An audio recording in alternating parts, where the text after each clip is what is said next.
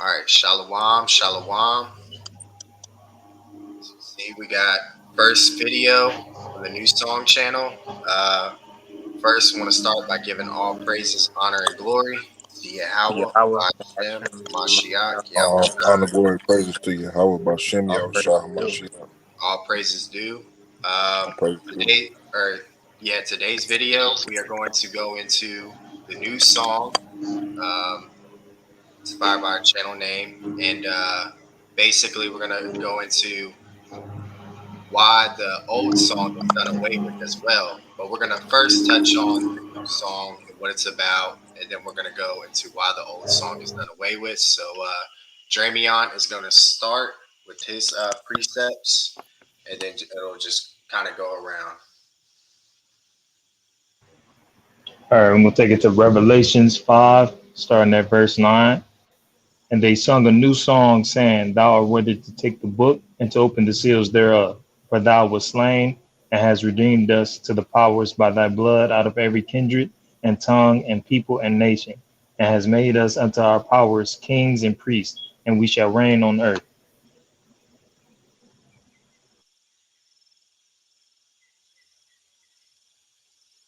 Uh, Khan, and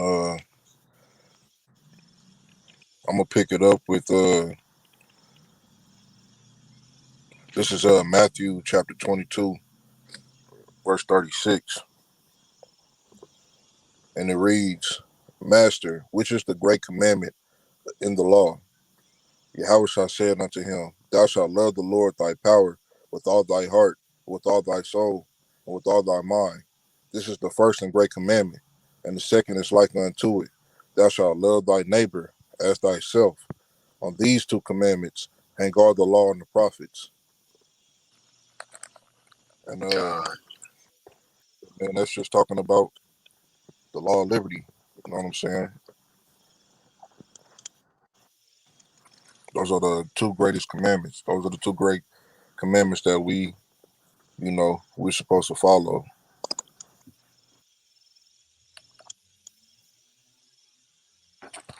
Khan, and I'm gonna go ahead and switch it over to James chapter 2, starting at verse 8. It says, If ye fulfill the royal law, according to the scripture, thou shalt love thy neighbor as thyself, ye do well. But if ye have respect of persons, ye commit sin, and are convinced of thy law as transgressors. So in verse 8, it says you have to fulfill the royal law. And in order for a law to be royal, it has to be established by a king. And we know that Yahushua is the king of the Jews. He is our king. And Moses was never a king.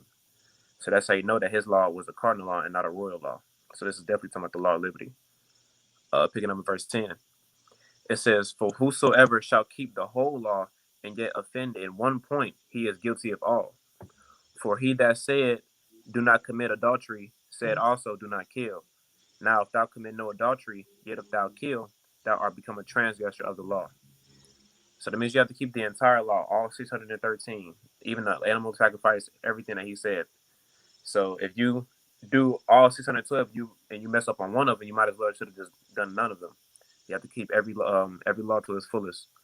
And verse 12 will end it off. It says, So speak ye, and so do, as they shall be judged by the law of liberty. Con.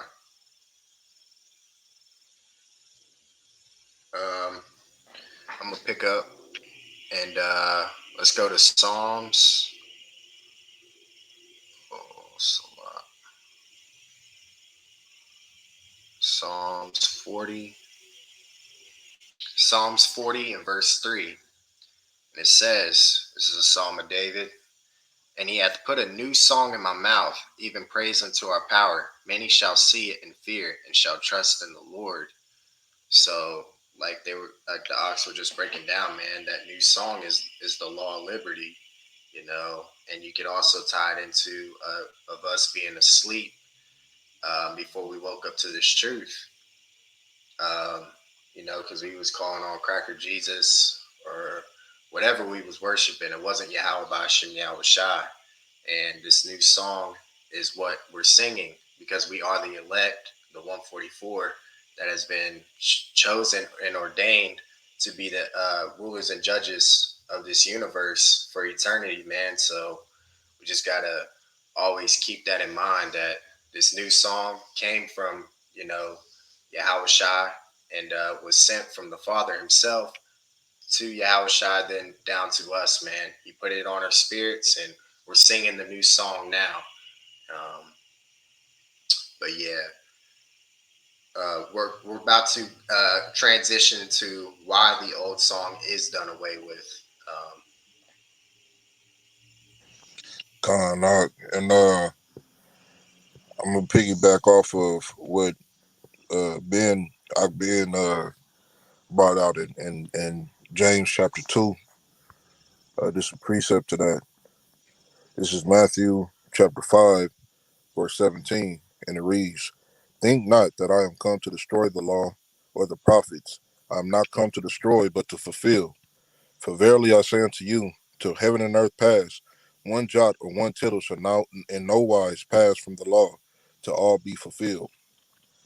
So one jot or one tittle shouldn't pass from the law.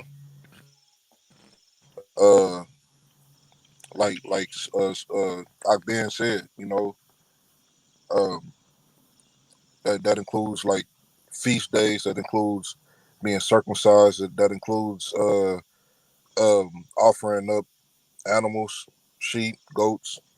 And I got a precept for that.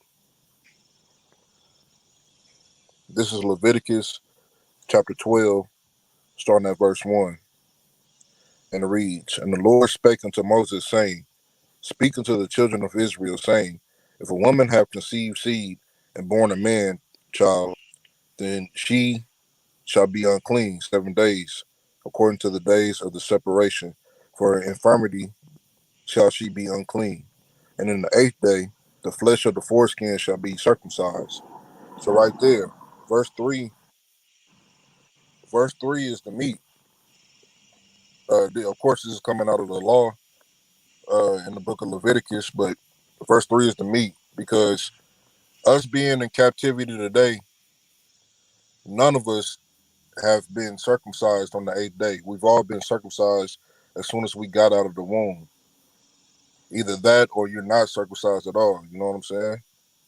Uh, I got another precept, which is I'm gonna be coming out of Exodus chapter 12, starting at verse 1, and this is talking about the Passover, and I'm gonna explain why the Passover is the Most High isn't pleased with it in today, and keeping it. We can't really keep it today.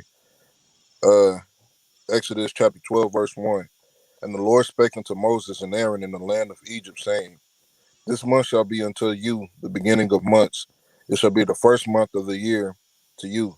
Speak ye unto all the congregation of Israel, saying, In the 10th day of this month they shall take to them every man a lamb, according to the house of their fathers, a lamb for an house.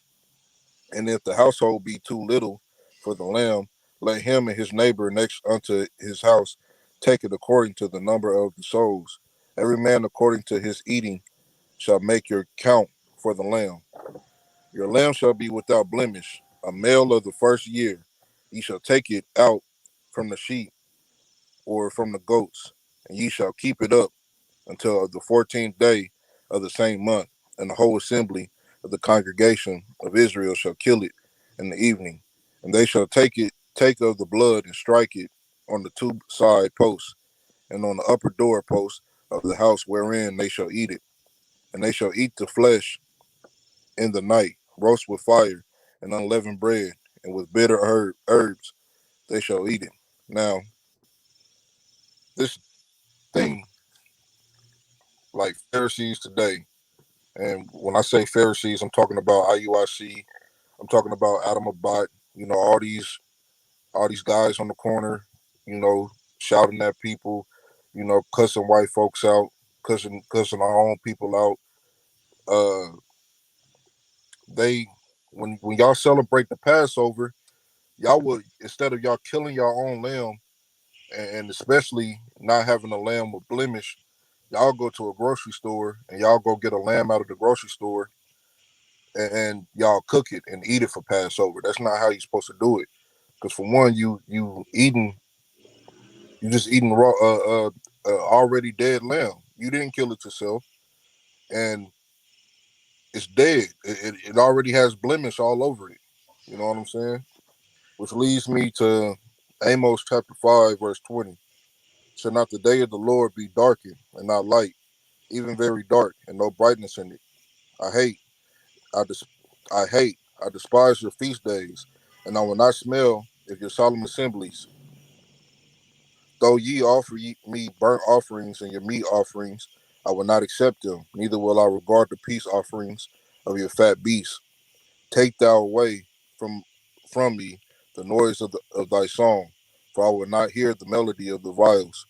But let judgment run down as waters, and righteousness as a mighty stream.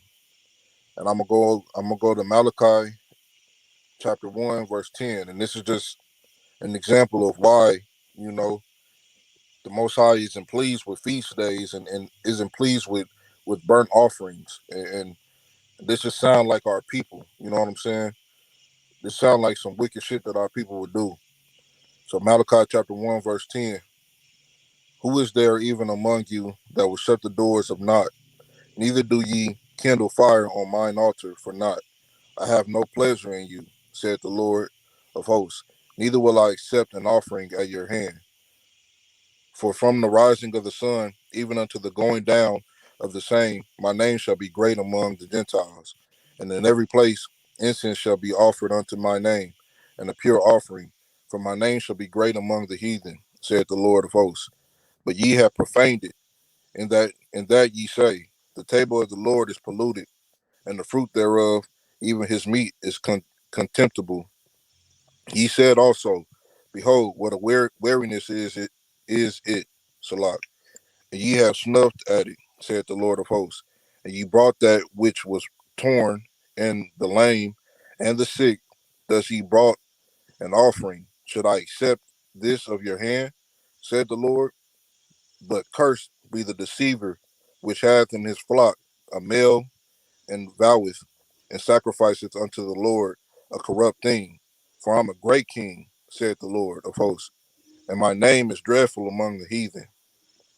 So right there, man, like, back then we was sitting up here offering the instead of offering the best that we had to the Most High, we would offer the weakest in our flock. You know, how can we please the Most High with that? The Most High deserves everything. He deserves the best of the best. You know, and I'm gonna just go ahead and end it off right there, man. Hopefully, I didn't take too much time. I know you get out the water.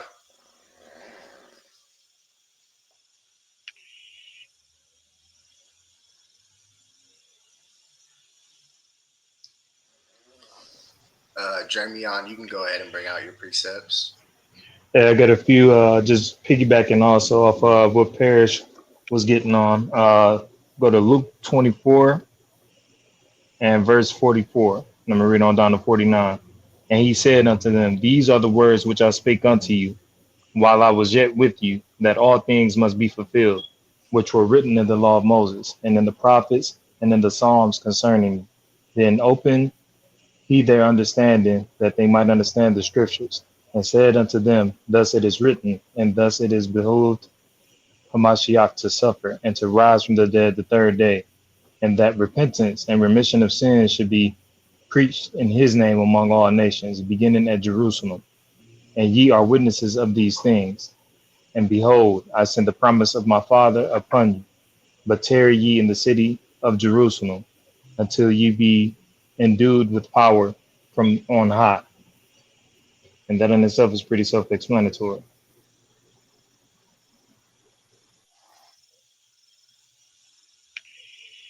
Con.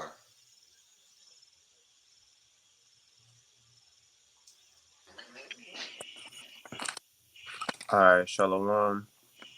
I'm gonna go into the book of Hebrews. Really, itself can explain to you why the new song is done away with in entirety.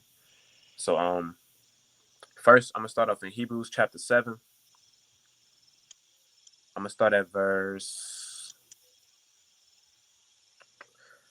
I'll start at verse 11. It says, "If therefore perfection were by the Levitical priesthood, for under it the people received the law, according to the law of Moses, what further need was there that another priest should rise after the order of Melchizedek, and not be called after the order of Aaron? For the priesthood being changed, there is also of necessity a change also of the law." So this priesthood is saying that if the Levitical priesthood was going to be perfect, then he said that there was no need for Yahushua to come up and be another priest unto us. And notice he said that he's a priest after the order of Melchizedek and not at the order of Aaron, because Aaron was the first priest that the Most High ever ordained. But he said that the priest that Yahushua was is going to be priest after Melchizedek and not after Aaron, because Levitical priesthood was not perfect. It was not meant to be. It was temporary law. So since that law was changed, or since the priesthood was changed, now you have to change the law. Now, verse 13. I'll start at verse 12 again.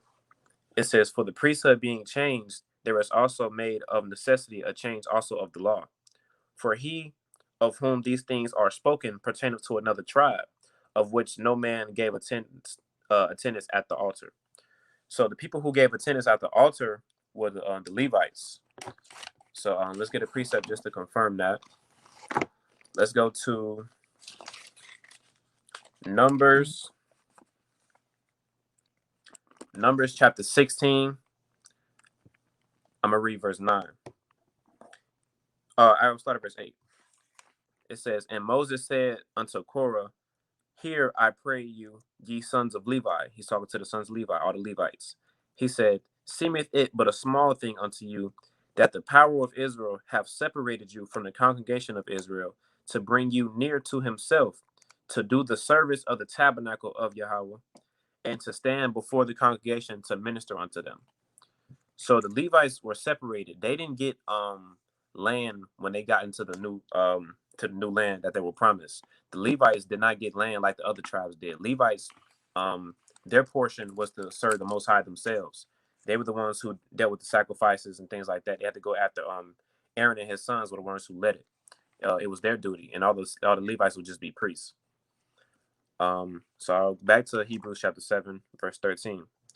It says, "For he of whom these things are spoken pertaineth to another tribe, of which no man gave attendance at the altar. For it is evident that our master sprang out of Judah, of which the tribe of Moses spake nothing concerning the priesthood. And it is yet far more evident, for that after the similitude of Melchizedek there arises another priest." So that proves it there that Yahushua came from the tribe of Judah. But in the Old Testament, it says only the Levites were the priests. So we have a change of the priesthood. You have him not coming from the tribe of Levi, and he's after the order of Melchizedek and not Aaron. Verse 16, it says, "Who is," still speaking about Yahushua, verse 16, it says, "Who is made not after the law of a cardinal commandment, but after the power of an endless life. For he testifieth, thou art a priest forever after the order of Melchizedek." And you can precept that with Psalms 110, when David was saying, "The Lord sat next to my Lord." Now I'm going to go over to Hebrews chapter 8. I'm going to read verses 6 through 8. It says, "But now hath he obtained a more excellent ministry," talking about Yahushua, "by how much more also he is the mediator of a better covenant, which was established upon better promises. For if that first covenant had been faultless, there should had no place have been sought for the second." So really could just end it right there. He said if the first covenant, which is the law of Moses, was perfect, he said there's no need that Yahushua would have came down and give us another covenant. That was clearly, he said, is better, a better covenant, and it was better promises. Verse 8, "For finding fault with them, he saith, Behold, the days come, saith the Lord, when I will make a new covenant with the house of Israel and the house of Judah." And then last precept I want to get is Hebrews chapter 9. I'm gonna read 11 through 14. I'm gonna read this one straight through. It says, "But Hamashiach being come in high priest of good things to come, by a greater and more perfect tabernacle, not made with hands, that is to say, not of this building, neither by the blood of goats and calves, but by his own blood he entered into the holy place. He entered in once into the holy place, having obtained eternal redemption for us.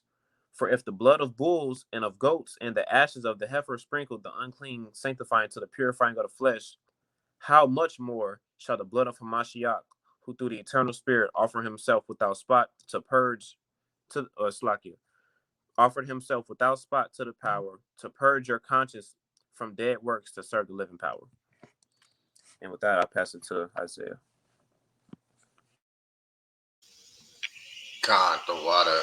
I'm gonna go ahead and bring out my precepts. Let's start it off in Colossians chapter 2.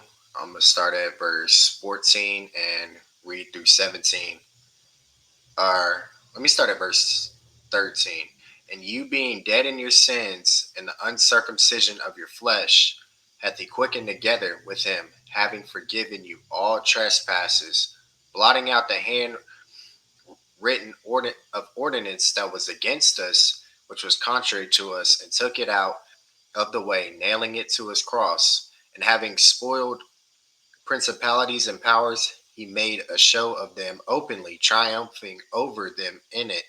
Let no man therefore judge you in meat or in drink or in respect of an holy day or of the new moon or of the Sabbath days, which are a shadow of things to come, but the body is of a Mashiach. I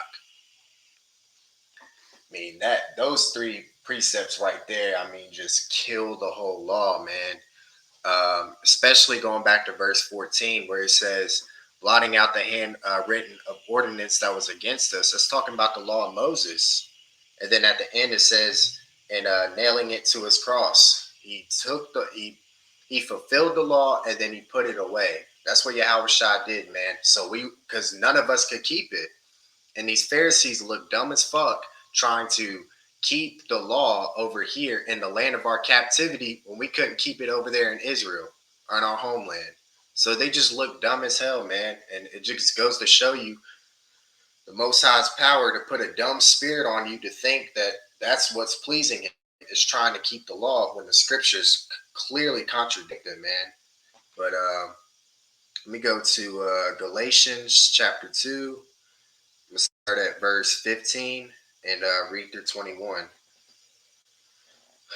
We who are Jews by nature and not sinners of the Gentiles, knowing that a man is not justified by the works of the law, but by the faith of Yahweh Shah and Mashiach, even what we have believed in Yahweh Shah and Mashiach, that we might be justified by the faith of a Mashiach, and not by the works of the law. For by the works of the law shall no flesh be justified. But if while we seek to be justified by Hamashiach, we ourselves are found sinners, is therefore Hamashiach the minister of sin? God forbid. For if I build again the things which I destroyed, I make myself a transgressor. For I through the law am dead to the law, that I might live unto the power. I am crucified with the Mashiach. Nevertheless I live, yet not I, but Hamashiach liveth in me. And the life which I now live in the flesh, I live by the faith of the Son of the power, who loved me and gave himself for me. I do not frustrate the grace of the power, for if righteousness come by the law, then Hamashiach is dead in vain. The meat is right there in verse 21, man. It says, for if righteousness come by the law, then Hamashiach is dead in vain. The law of Moses was, if it was still needed, man, then Yahweh Shah, there would have been no point for Yahweh Shah to come down here and sacrifice himself for all of our sins, man. It would have been useless. But we know his sacrifice wasn't. And we know that we're under the law of liberty now because he was the one who could only keep it in its complete entirety. None of us could keep it. None of us could keep it back then. He was the one who kept it in its complete entirety. So it makes sense if he's the only one that could do it, then he could make that necessary change and make it a new law for us that we could abide under. Let's go to Psalms 19 and verse 7. It says, the law of the Lord is perfect, converting the soul. The testimony of the Lord is sure, making wise the simple. Yeah, you kind of got to, read that through, man, and really analyze it, because it says the law of the Lord is perfect, converting the soul. Was the law of Moses perfect? No, it wasn't. So this is not talking about the law of Moses, even though it's in the Old Testament. Doesn't mean it's talking about the law of Moses. This is the law of the Lord is perfect, converting the soul. And we know that the law of liberty is spiritual. It's not carnal. So right there, you got in Psalms prophesying about the law of liberty. Let me get the precept. Ben had already he had already kind of gone over this earlier, but this is the precept I needed to bring out for this. It's Hebrews 8, verse 7 through 8. For if that first covenant had been faultless, then should no place have been sought for the second. For finding fault with them, he saith, behold, the days come, saith the Lord, when I will make a new covenant with the house of Israel and with the house of Judah. So, right there in verse 7, it says, for if that first covenant had been faultless, it was, there was faults to it because we couldn't keep it. The scriptures say, let me go to it. James 1 and 25. But whoso looketh into the perfect law of liberty and continueth therein, he being not a forgetful hearer, but a doer of the work, this man shall be blessed in his deed. The scriptures say the law of liberty is perfect. In Psalm, it says the law of the Lord is perfect. So we know it's talking about the law of liberty, not the law of Moses. And then I'm gonna hit this last one, and then I'm gonna let anybody else who's got any more precepts bring out some more. Um, this is Matthew chapter 7, starting at verse 22, and I'm gonna read through 24. Many will say to me in that day, Lord, Lord, have we not prophesied in thy name, and in thy name have cast out devils, and in thy name done many wonderful works? And then will I profess unto them, I never knew you. Depart from me, ye that work iniquity. He's talking about the Pharisees, because yeah, they were the one to wake up our nation, but they're preaching the wrong doctrine. Stuck in a 2,000 or over 2,000 year old mindset. They were able to wake up our nation, but Most High's the King of Terrors, man. He just woke them up, or he woke them up so they could wake up our nation. But it was just a warning for them. Like, I'm still going to destroy you, because you didn't listen to my son when he was here. So I'm still going to destroy you, but I'm going to still give you this wisdom and knowledge. Most High's power is crazy, man. And going to verse 24. Therefore, whosoever heareth these sayings of mine and doeth them, I will liken him unto a wise man, which built his house upon a rock. We're founded upon that rock, man. Um, we've seen it, man. Anytime something tries to shake this body, man, we just keep going forward.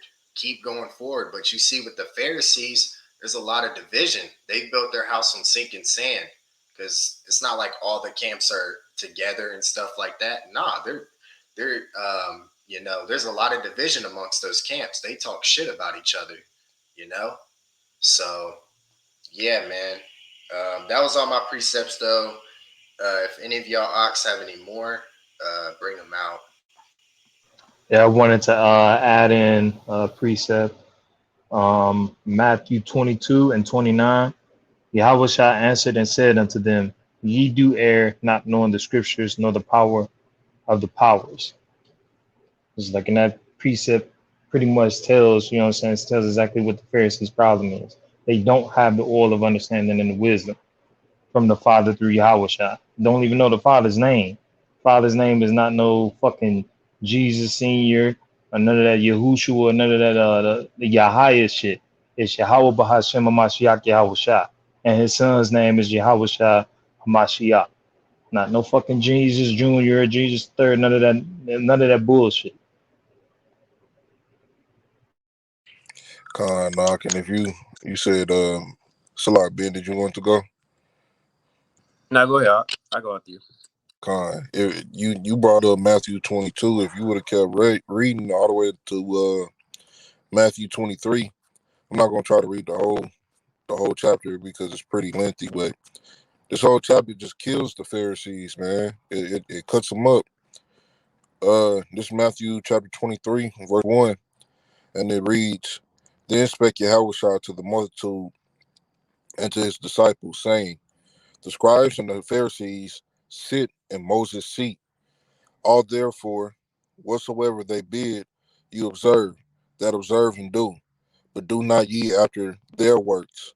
For they say and do not, for they bind heavy burdens and grievous to be borne, and lay them on men's shoulders, but they themselves will not move them with one of their fingers. So, right there, man, all of you guys that's sitting up here talking about you got to keep the whole law, you man, again, not one jot or one tittle, man. You got to keep that whole entire law. If you offend at one point, you sin without you go against the whole entire law, man.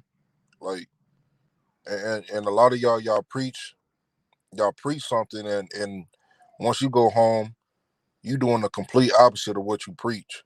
Telling people not to eat pork, telling people you can't do this, you can't do that, but then you go home and you do that same exact thing that you told them not to do.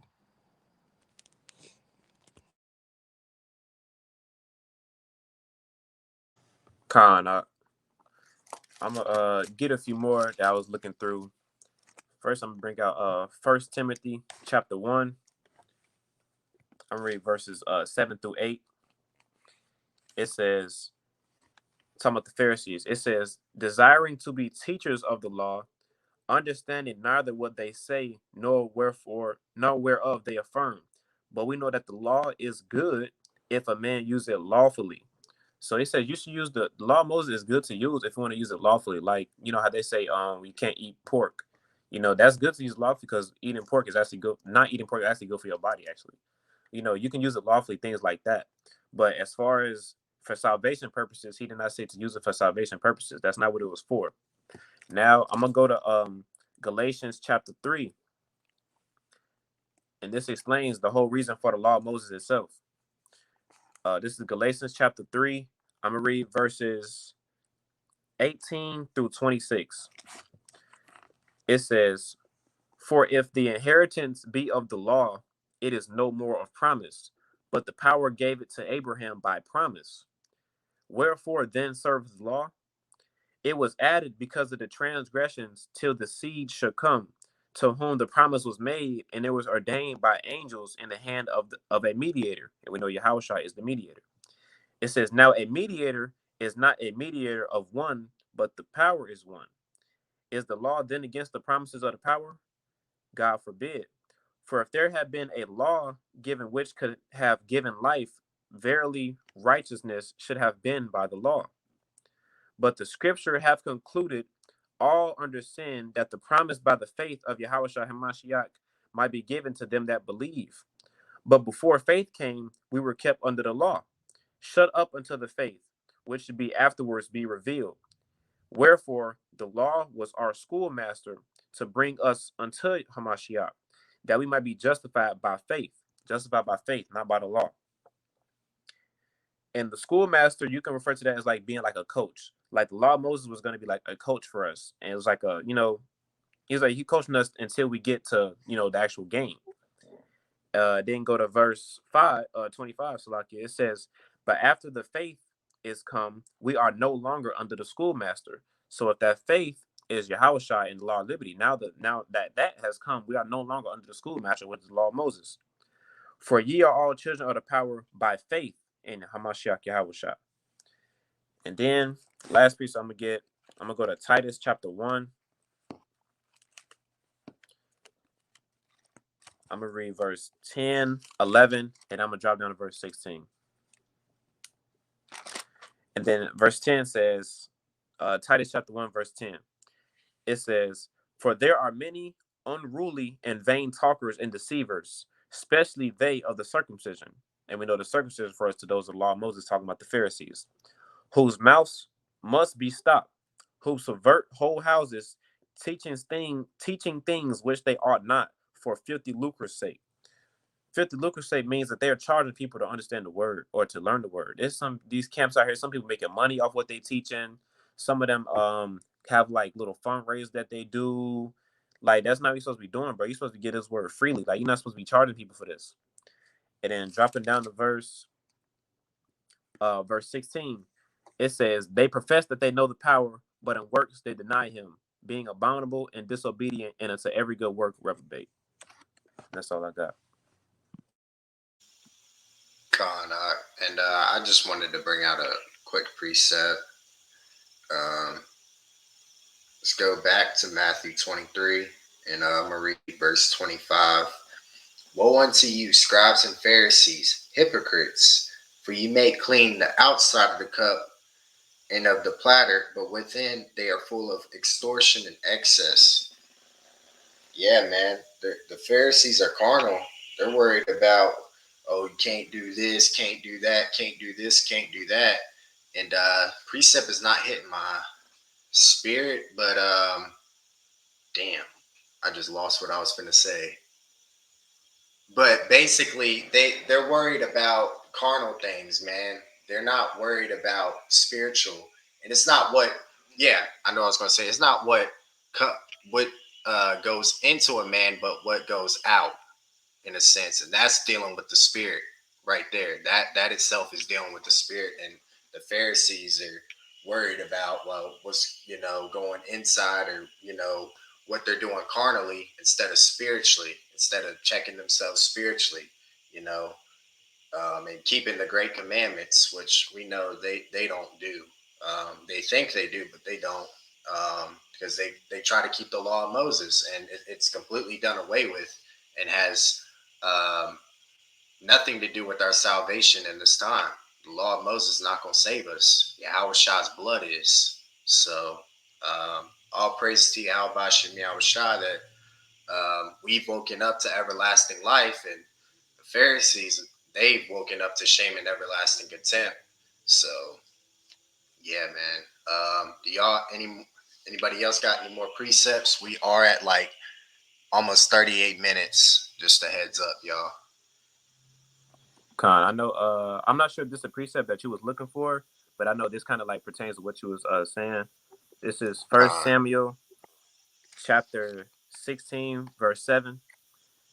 It says, "But Yahweh said unto Samuel, Look not unto his countenance, or on the height of his stature, because I have refused him. For Yahweh seeth not as man seeth. For man looketh on the outward appearance, but Yahweh looketh upon the heart." Yeah.